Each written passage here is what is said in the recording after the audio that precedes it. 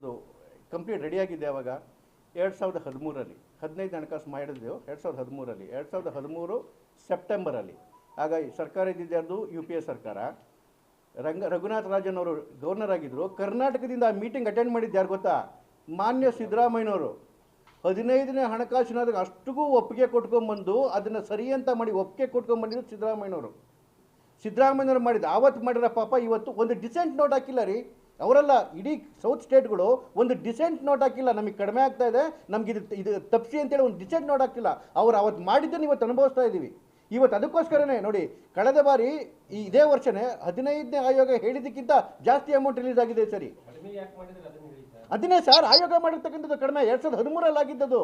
2013 tax ಡೆವಲ್ಯೂಷನಲ್ಲಿ ಸಿದ್ದರಾಮಯ್ಯನವ್ರಾಗ ಮಾಡಿ ಬಂದಿರೋದು. ಅವಾಗ BJP ಸರ್ಕಾರ ಇರಲಿಲ್ಲ. BJP ಸರ್ಕಾರ ಬಂದು 2014ರಲ್ಲಿ.